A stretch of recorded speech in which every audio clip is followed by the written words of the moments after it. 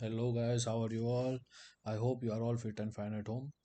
Friends, UPSC history के लिए हम लोगों ने स्पेक्ट्रम पब्लिकेशन की brief history of modern India पे डिस्कशन शुरू किया था, जिसमें आज हम लोग डिस्कस करने वाले हैं। आज स्टार्ट करते हैं हमारा चैप्टर नंबर 4, जिसका नाम है India on the eve of British conquest. मतलब कि जब ब्रिटिश अपने पायदान बढ़ा रही थी भारत के अंदर, तब इंडिया की परिस्थिति क्या थी, तब भारत की परिस्थिति क्या थी, वो हम इस चैप्टर में डिस्कस करने वाले हैं। So before starting I would like to request you all कि हमारे चैनल को लाइक कीजिए, सब्सक्राइब कीजिए और ज़्यादा से ज़्यादा अपने फ्रेंड्स में शेयर करें, ताकि उन्हें भी इंडिया की मॉडर्न हिस्ट्री जानने का मौका मिले। Friends, let's begin. जब तक 18th सेंचुरी की शुरुआत होती है, तो उसका जो फर्स्ट हाफ है, यानी कि 1700 से लेकर 1750 तक का, ये जो फर्स्ट हाफ है, उसमें जो माइटी मुगल्स थे, जिन्होंने भारत के ऊपर ऑलमोस्ट ऑलमोस्ट 2 सदियों तक, मतलब 2 सेंचुरीज तक राज किया था, उनका कहीं ना कहीं डिक्लाइन की शुरुआत होती है। एंड जो खास करके औरंगजेब का शासन था, दैट इज 1658 से लेकर 1707, उसे बहुत सारे एक्सपर्ट ऐसा मानते हैं that it is the beginning of end of the Mughal rule in India. मतलब कि औरंगजेब का जो शासन था, उसका जो एरा था, टाइम पीरियड था, उसे भारत के अंदर मुगल्स के रूल की अंत की शुरुआत माना जाता है। अब ऐसा क्यों? औरंगजेब इतना, आपको पता चलेगा कि भाई देखेंगे कि बहुत सारे एरिया पे इंडिया के उसने राज किया, तो फिर सडनली आफ्टर इस डेथ आपको ऐसा क्यों मिला कि मुगल जो सल्तनत थी वो धीरे धीरे डिक्लाइन होती गई? तो उसके दो चार रीजंस थे, जैसे कि औरंगजेब की मिसगाइडेड पॉलिसी, ठीक है, जिसकी वजह से स्टेट की जो स्टेबिलिटी थी वो कहीं ना कहीं हिल गई। इसके अलावा औरंगजेब की डेथ के बाद उसके जो सक्सेसर्स आए, उसमें पहले तो वीक रूलर्स हुआ, वीक रूलर्स के साथ साथ वॉर ऑफ सक्सेशंस हुई, तो जिसने मुगल्स के अंदर इंटरनली ही इतने सारे पॉइंट्स को रेज किया, जो उसकी डिक्लाइन के लिए रिस्पॉन्सिबल बने। नो डाउट, मोहम्मद शाह, जिसने 1719 से लेके 1748 तक 29 ईयर्स के टाइम पीरियड के लिए रूल किया, बट उसकी वजह से भी कुछ इतना खास यहाँ पे कोई इम्प्रेशन देखने को मिला नहीं। बल्कि मोहम्मद शाह का एक एरा ऐसा था जिसके ड्यूरेशन में बहुत सारे स्टेट्स ने अपने आप को इंडिपेंडेंट क्या किया, घोषित किया, जिसमें आपको देखने को मिलेगा कि first was Hyderabad, second is Bengal, third is Awadh and fourth is Punjab. Mohammed Shah के टाइम में ये 4 राज्यों ने अपने आप को मुगल सल्तनत से इंडिपेंडेंट घोषित कर दिया। एंड साथ साथ मराठा का थ्रेट तो था ही यहाँ पे मुगल्स को। सो आइए देखते हैं कि मुगल्स के सामने कौन से चैलेंजेस थे। सबसे पहला, एक्सटर्नल चैलेंजेस। अब एक्सटर्नल चैलेंजेस में सबसे बड़ा that is invasion from north west. यहाँ पे जो औरंगजेब की डेथ के बाद वॉर ऑफ सक्सेशंस चले और जो रूलर्स आए, उन्होंने नॉर्थ वेस्ट से जो इन्वेंशन का खतरा हो सकता था उन्हें टोटली निगलेक्ट किया। उन्होंने अपनी नॉर्थ वेस्ट बॉर्डर पे इतना खास ध्यान दिया ही नहीं कि वो उसको प्रोटेक्ट कर सके। सो सबसे पहली चीज कि नॉर्थ वेस्ट की बॉर्डर को इन लोगों ने निगलेक्ट किया। अब जब इन्होंने निगलेक्ट किया, तो आपको देखने को मिलेगा कि नादिर शाह, कि जो कि एक पर्शियन एम्पायर था, उसने इंडिया के अंदर 1738 एंड 39 में अटैक किया। एंड आपको देखने को मिलता है कि उन्होंने सबसे पहले, नादिर शाह ने लाहौर को कॉन्कर किया, बाद में 13 फरवरी 1739 को उसने करनाल में मुगल आर्मी को हराया। एंड जब ये सब चल रहा था, नादिर शाह जब भारत आया, तब भारत के अंदर मुगल शासक हुआ करता था जिसका नाम है मोहम्मद शाह। एंड मोहम्मद शाह ने जो है, यहाँ पे देखा जाता है कि नादिर शाह ने मोहम्मद शाह को भी पकड़ लिया था, हिरासत में ले लिया था, और पूरी दिल्ली को क्या किया था, लूटा था एंड तहस नहस कर दिया था।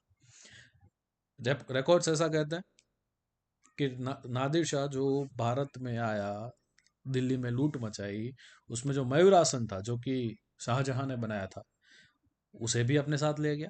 और मयूर आसन में जो कोहिनूर था, उसे भी अपने साथ ले गया।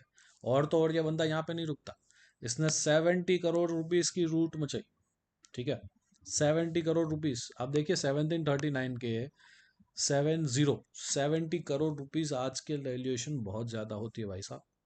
ठीक है, तो 70 करोड़ रुपीस भी लूटे नादिर शाह ने।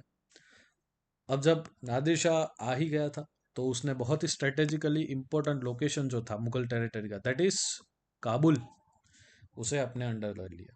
ठीक है, नादिर शाह का invasion was the biggest devastating event in the history of Mughal empire. Nadir Shah के बाद उसका जो सक्सेसर था दैट इज अहमद शाह अब्दाली।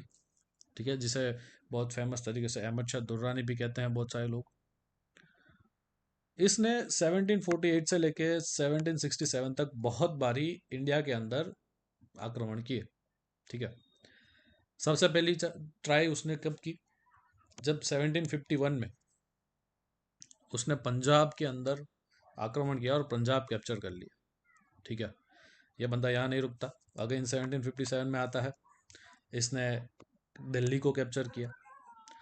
और इस बार आप देखिए अब्दाली की ताकत कितनी ज़्यादा है और मुगल्स कितने वीक थे कि 1757 में जब उसने दिल्ली कैप्चर किया तो उसने आलमगीर टू, जो मुगल रूलर हुआ करते थे, उसको अपॉइंट किया as a Mughal empire. Ahmad Shah Abdali India में आके, दिल्ली में आके मुगल एम्पायर कौन बनेगा वो डिसाइड करके जा रहा है। बहुत बड़ी इवेंट है मुगल, माइटी मुगल्स के लिए। और साथ ही साथ एक रोहिल्ला चीफ था जिसका नाम है नजीबुद्दौला, उसको मीर बख्शी यानी कि prime minister kind of activity Mughal empire के लिए रखा। और ये मीर बख्शी जो था वो सुप्रीम एजेंट की तरह वर्क करेगा किसके, अब्दाली के। सो यहाँ पे अगेन आलमगीर टू को मुगल एम्पायर बनाया एंड नजीबुद्दौला को मीर बख्शी बनाया। अब इवेंट ऐसी होती है कि 1757 में वो वापस चला जाता है। 1758 में नजीबुद्दौला को भगा देता है। कौन भगा देता है, रघुनाथ राव, जो कि मराठा चीफ था। अब जब रघुनाथ राव जो कि एक मराठा चीफ था, आप सबको पता होना चाहिए कि मराठा एम्पायर बहुत ही ग्रो कर रहा था तब के टाइम में, उसने नजीबुद्दौला को हटा दिया वहां से, दिल्ली कैप्चर कर लिया, पंजाब कैप्चर कर लिया, जो जो चीज अब्दाली ने जीती थी वो सारी की सारी कैप्चर कर ली। अब्दाली हो गया गुस्से। 1761 में अगेन भाई साहब आते हैं इंडिया में। ठीक है, अब जब भाई साहब 1761 में इंडिया में आते हैं तो the great third battle of Panipat होता है। ठीक है, एंड इस थर्ड बैटल में आपको देखने को मिलेगा कि अब्दाली वर्सेस मराठास वॉर होती है और उसमें अहमद शाह अब्दाली जीतता है, मराठा आर्मी डिफीट होती है। एंड बाद में आपको देखने को मिलेगा कि अहमद शाह अब्दाली 1667 में अगेन एक बार इंडिया पे आता है इन्वेड करने इंडिया को, राइट। एंड जो 1767 का उसका इन्वेजन था that was the last in India. So mighty Mughals के लिए नादिर शाह एंड अहमद शाह अब्दाली, ये दोनों ऐसे बुरे सपने की तरह थे जो भारत पे आते रहते थे, लूट मचाते रहते थे और जाते थे, right. So this is the first case. Second आता है जो मुगल डिक्लाइन में बहुत ही इंपॉर्टेंट पार्ट प्ले करता है, that is weak rulers after Aurangzeb. ठीक है, जो कि एक इंटरनल चैलेंज थी, वो एक्सटर्नल चैलेंज थी और ये इंटरनल चैलेंज थी। सबसे पहले औरंगजेब के बाद बहादुर शाह फर्स्ट रूल के लिए आते हैं 1707 से लेकर 1712 तक जो है ऑलमोस्ट ऑलमोस्ट ये रूल करते हैं। औरंगजेब की डेथ के बाद 1707 से लेकर 1709 तक 2 साल के लिए लॉन्ग वॉर ऑफ सक्सेशन चला, जिसमें 63 ईयर ओल्ड प्रिंस था जिसका नाम था मुअज्जम, जो कि सबसे बड़ा बेटा था औरंगजेब का। उसने अपने दोनों भाई, कौन थे, मोहम्मद आजम एंड कम बख्श, दोनों को मार दिया और अपने आप को मुगल एम्पायर घोषित कर दिया। अब बहादुर शाह, जो बहादुर शाह फर्स्ट के नाम से भी जाना जाता है, वो मुगल एम्पायर बनता है। और खाफी खान जो एक पोएट हुआ करते थे उनके दरबार में, खाफी खान ने बहादुर शाह फर्स्ट को शाह ए बेखबर, शाह ए बेखबर पॉलिस टाइटल जो है वो दिया गया है। सो बहादुर शाह फर्स्ट को शाह ए बेखबर टाइटल किसने दिया, तो आपको पता होना चाहिए, दैट इज खाफी खान, राइट।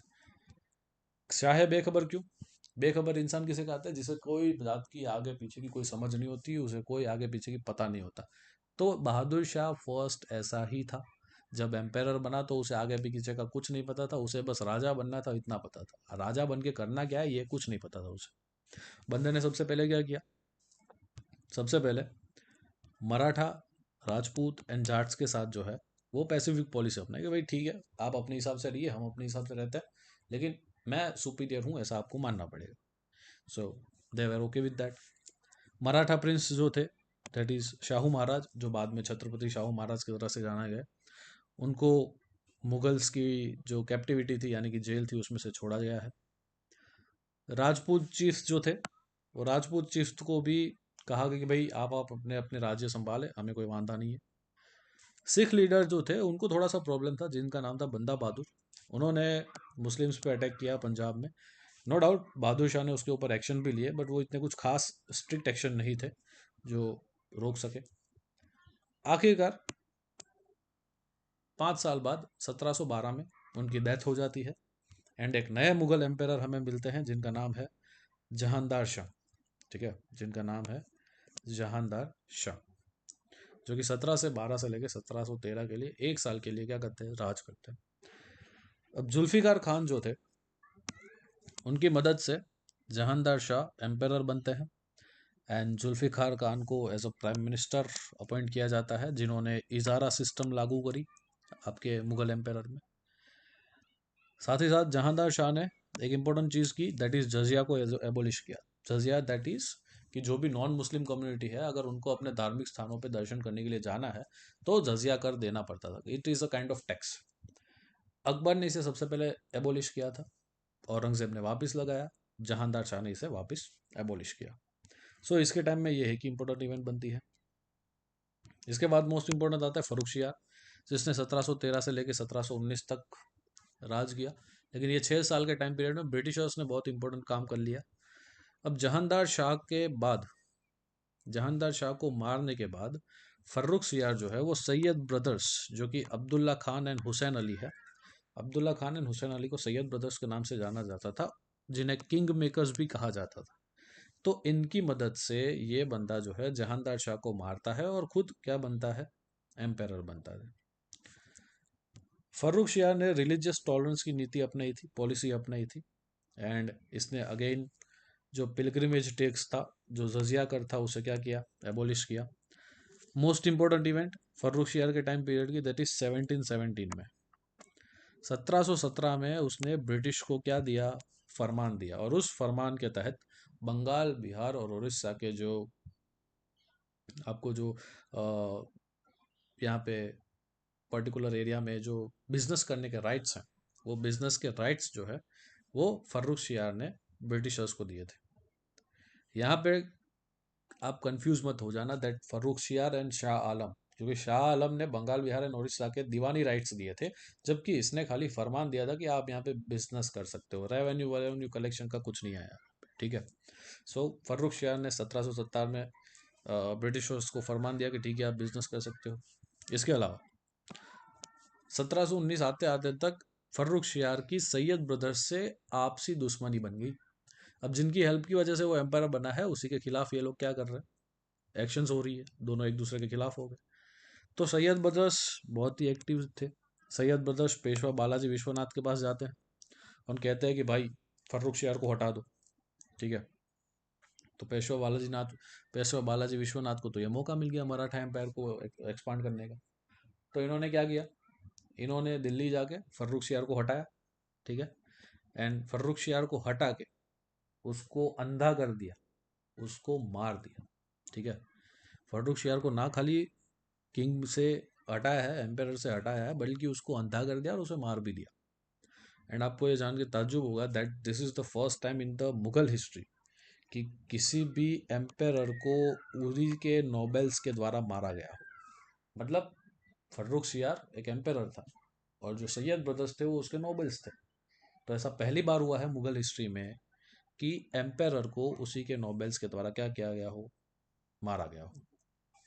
उसके बाद आता है रफ़ी उद दराजत, जिन्होंने फरवरी 28 से लेकर जून 6 1719 तक रूल किया, which is the shortest time period.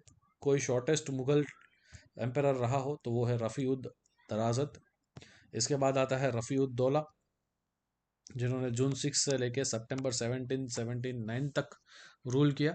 Again यहाँ पे सैयद ब्रदर्स ने जो है हेल्प करी रफ़ीउद्दौला की, और उन्हें एक टाइटल दिया जिसका नाम है शाहजहां टू। ठीक है। अब ये जो शाहजहां टू है, दैट इज रफ़ीउद्दौला, ये बंदा ओपियम का जो है वो एडिक्टेड था। मतलब वो ठीक से, डेफिनेटली सीधी सी बात है, रूल नहीं कर पाएगा। इसके बाद आते हैं मोहम्मद शाह, 1719 से लेके 1748 तक। मोहम्मद शाह जो है वो पहली चॉइस थे सैयद ब्रदर्स के, क्योंकि सैयद ब्रदर्स किंग मेकर्स हैं, तो वो जो कहेंगे उन्हें एम्पायर बनाया जाएगा। तो सैयद ब्रदर्स ने रोशन अख्तर को चुना as their first choice of empire. And ये रोशन अख्तर जो है वो मोहम्मद शाह के खिताब से जो है यहाँ पे बैठते हैं as a next Mughal empire. अब मोहम्मद शाह को उनकी लग्जरियस लाइफस्टाइल जीने की तरीके की वजह से उन्हें रंगीला भी कहा जाता है। मोहम्मद शाह रंगीला, ऐसा हिस्ट्री में उनको नाम दिया जाता है। मोहम्मद शाह ने एम्पायर बन के सबसे पहली चीज़, बहुत ही इंपॉर्टेंट चीज़ ये करी कि निज़ामुल मुल्क की मदद से सैयद ब्रदर्स को मरवा दिया। क्योंकि वो देखता आया था यार 1713 से लेके 17 अभी तक यहाँ पे आपको देखने को मिलेगा 19 तक जो है सैयद ब्रदर्स ने 6-7 मुगल एम्पायर्स को क्या किया हुआ है, चेंज किया हुआ है। तो उसकी क्या गारंटी कि कल मुझे चेंज नहीं कर देंगे। ऐसी इनसिक्योरिटी मोहम्मद शाह को थी, जो कि बिल्कुल सही थी। तो उसने सबसे पहले इंपॉर्टेंट काम किया, निज़ामुल मुल्क की मदद से सैयद ब्रदर्स को मरवा दिया। बात खत्म, चैप्टर क्लोज, किंग मेकर्स का चैप्टर क्लोज। 1724 में, 1724 में ये जो निज़ामुल मुल्क थे वो वजीर बन जाते हैं, अपने आप को बहुत पावरफुल मानने लगते हैं और चले जाते हैं हैदराबाद। कहता है कि भाई अब से हैदराबाद मुगल सल्तनत के बाहर का इंडिपेंडेंट स्टेट है। ठीक है। सो निज़ाम हैदराबाद की निज़ाम की शुरुआत कब हुई? 1724 में। इस तरफ 1737 में पेशवा कौन थे? बाजीराव, मराठा पेशवा बाजीराव थे, जिन्होंने 500 लोगों के 500 हॉर्समैन की आर्मी के साथ दिल्ली को इन्वेड किया और कैप्चर किया। ठीक है। अब लेटर देखने को मिलता है कि 1739 में यहाँ पे मुगल्स को हराया जाता है in the battle of Karnal. बहुत ही इंपॉर्टेंट इवेंट है बैटल ऑफ करनाल में। 1739 में नादिर शाह ने जो है मोहम्मद शाह को हराया है। एंड उसके बाद जैसा हमने ऊपर देखा, नादिर शाह ने 70 करोड़ की लूट मचाई, पिकॉक थ्रोन ले गया, इसके अलावा कोहिनूर ले गया। ठीक है। एंड जो पर्शियन एम्पायर का जो पूरा एक्सपेंशन था वो इंडस रिवर तक कर दिया उसने, नादिर शाह ने। एंड मोहम्मद शाह के लिए ये एक सबसे बड़ा काला धब्बा था उसकी रेन में। सेकंड बाकी था अहमद शाह बहादुर, जो मोहम्मद शाह के बाद यहाँ पे आपके मुगल एम्पायर बनते हैं, जो 6 साल के लिए 1748 से लेकर 1754 तक। अब ये जो अहमद शाह बहादुर जो थे वो बहुत ही इनकम्पिटेंट रूलर थे। ठीक है। और इतने इनकम्पिटेंट थे कि इन्होंने सारे के सारे स्टेट अफेयर्स जो है वो उधम बाई को चलाने दे दिए थे कि भाई आप ही चलाओ, मुझे ये सब नहीं देखना, मैं तो खाली मौज शौक करूंगा। उधम बाई जो थी वो क्वीन मदर की तरह जानी जाती थी। ठीक है। एंड उसे एक टाइटल दिया जाता था, दैट इज किबलाए आलम। उधम बाई जो अहमद शाह बहादुर के बिहाफ पे रूल कर रही थी, जिसे टाइटल दिया गया है किबलाए आलम, ये बहुत ही पुअर इंटेलेक्ट की लेडी थी, इतने उनके पास इतनी दूरंदेशी नहीं थी। और इन्होंने अपने एक जो भी दोस्त कह लो या आशिक कह लो, उनके साथ मिलके, जिनका नाम था जावेद खान, अब जावेद खान के साथ मिलके पूरे के पूरे स्टेट अफेयर्स संभाले। अगेन 1754 में आते हैं आलमगीर टू। 1754 से लेकर 1759 तक आलमगीर टू यहाँ पे क्या करते हैं, रूल करते हैं, जो कि जहांदार शाह के बेटे थे। 1757 में अहमद शाह अब्दाली ने क्या किया, दिल्ली के ऊपर चढ़ाई करी, दिल्ली को जीत लिया। बहुत ही इंपॉर्टेंट इवेंट भारत के इतिहास में माना जाता है बैटल ऑफ प्लासी को, जो कि जून 1757 के टाइम में लड़ा गया था। अब जून 1757 में बैटल ऑफ प्लासी लड़ा गया, एंड इसके अंदर Alamgir two was assassinated. Alamgir two was assassinated in the battle of Plassey, right? Next, Alamgir two के बाद आते हैं शाहजहां थ्री, जो कि 1 साल के लिए रूल करते हैं। He was also known as Muhi ul मिलत, and he was placed on the throne as a result of the intrigues in Delhi, but was later deposed through the Maratha intervention. इन्हें एक शॉर्ट टाइम के लिए Shahjahan three को ruler तो बनाया गया, लेकिन मराठा इंटरवेंशन के बाद इन्हें हटाया भी जाता है। इसके बाद मोस्ट इंपॉर्टेंट पर्सनालिटी आती है शाह आलम टू, जिन्होंने 1760 से लेकर 1806 तक रूल किया, जिसमें थोड़े बहुत ब्रेक भी आए। इनके टाइम में बहुत ही इंपॉर्टेंट चीज़ हुई, that is third battle of Panipat 1761 में, मराठा वर्सेस अब्दाली। एंड इतिहास के, भारत के इतिहास का एक सबसे बड़ा युद्ध, that is battle of Buxar. Battle of Buxar लड़ा गया 1764 में, ठीक है, जिसमें ब्रिटिशर्स वर्सेस ये शाह आलम और बंगाल के नवाब और जो वहाँ के कमांडर इन चीफ थे, उनके बीच में लड़ा जाता है। एंड ब्रिटिशर्स की इसमें जीत होती है। 1765 में एक ट्रीटी होती है जिसको कहा जाता है ट्रीटी ऑफ इलाहाबाद। एंड इस ट्रीटी ऑफ इलाहाबाद में ऐसा माना गया है कि शाह आलम टू को, ब्रिटिशर्स को ऐसा परमिशन देनी पड़ेगी दैट बंगाल, बिहार एंड उड़ीसा के जो दीवानी राइट्स हैं, दीवानी राइट्स यानी कि रेवेन्यू कलेक्शन के जो राइट्स हैं, वो अब से ब्रिटिशर्स के पास जाएंगे। एंड ये पहली ऐसी इवेंट थी जिसने ब्रिटिशर्स को इंडिया की पॉलिटी में प्लेस किया, ठीक है। तो Shah Alam was the one जिनके टाइम में बैटल ऑफ बक्सर लड़ा गया। एंड 1765 में दीवानी राइट्स मिले यहाँ पे आपके ईस्ट इंडिया कंपनी को फॉर बंगाल, बिहार एंड उड़ीसा। उसके बाद आते हैं 1772 पे, मराठा ने दिल्ली को कैप्चर किया, और यहाँ पे मराठा ने जो है, जो 1803 तक आपके शाह आलम को एज अ कैप्चर वहाँ पे रखा। 1803 में again he accepted the protection of English, and after the defeat of दौलत राव सिंधिया by English, दौलत राव सिंधिया जिसको मराठाओं ने दिल्ली की जवाबदारी दी थी, वो हारते हैं। एंड 1803 में जो शाह आलम थे वो वापस चले जाते हैं इंग्लिशमैन के पास। अब ये Shah Alam was the important personality, क्यों? क्योंकि एक तो पानीपत का बैटल हुआ, बक्सर का बैटल हुआ, ईस्ट इंडिया कंपनी को दीवानी राइट्स मिले गए, और इससे भी ज़्यादा एक इम्पोर्टेंट चीज़, शाह आलम के बाद जितने भी मुगल एम्पायर्स आए, वो सारे के सारे मुगल एम्पायर्स क्या बने माने गए? मुगल एम्पायर्स ब्रिटिशर्स के पेंशनर्स बने। कल तक वो सम्राट हुआ करते थे, राजा हुआ करते थे। आफ्टर शाह आलम जितने भी मुगल एम्पायर्स आए, वो सारे के सारे ब्रिटिशर्स के पेंशनर्स रहे। मतलब कि ब्रिटिशर्स उन्हें क्या देते थे? पेंशन देते थे, ठीक है। अब जो उनकी सोवरेनिटी थी वो सारी सारी चली गई। शाह आलम के बाद आता है अकबर शाह सेकंड, जिन्होंने 1806 से 37 तक यहाँ पे रूल किया। इनके टाइम में एक इम्पोर्टेंट चीज़ हुई, दैट इज़ इन्होंने राम मोहन राय को राजा का टाइटल दिया, एंड तब से राजा राम मोहन राय की तरह जाने गए। एंड साथ ही साथ इसके टाइम में 1835 में ईस्ट इंडिया कंपनी ने अपने आप को डिसकंटिन्यू किया।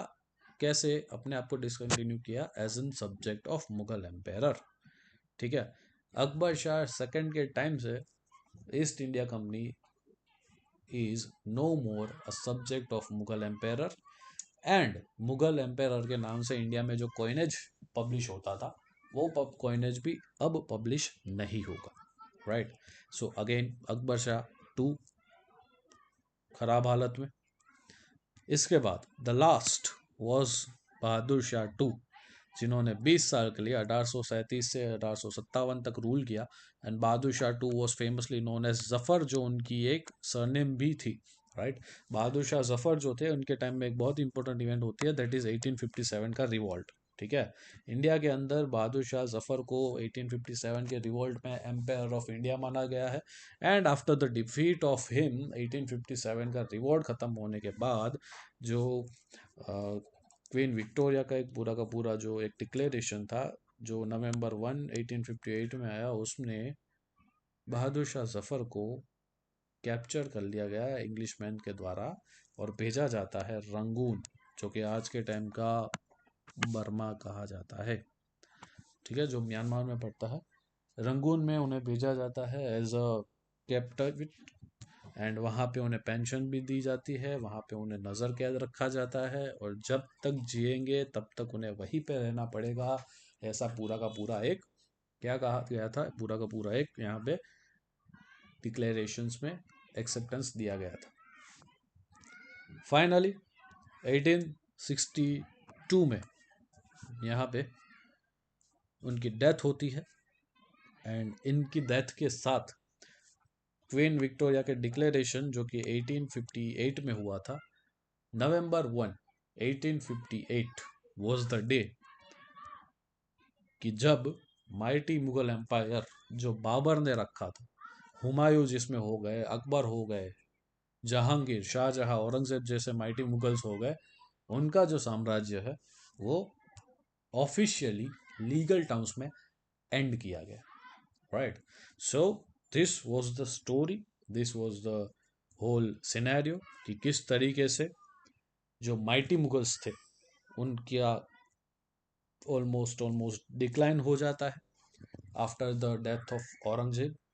And this is the whole story behind his external challenges and their internal challenges. I hope आप लोगों को इस वीडियो में बहुत सारी इन्फॉर्मेशन मिली होगी। अगर आपको इस पर्टिकुलर टॉपिक के नोट्स चाहिए तो डिस्क्रिप्शन बॉक्स में के दिए गए व्हाट्सएप लिंक से जुड़ जाइए एंड कमेंट करके हमें बताइए कि आपको ये वीडियो कैसा लगा। And I request you all कि हमारी चैनल को लाइक कीजिए, सब्सक्राइब कीजिए और अपने दोस्तों में शेयर करें ताकि उन्हें भी इस पर्टिकुलर सीरीज़ के बेनिफिट्स मिल सके, ठीक है। मिलते हैं अगले सेशन में एक टॉपिक, नए टॉपिक के साथ। तब तक के लिए जय हिंद।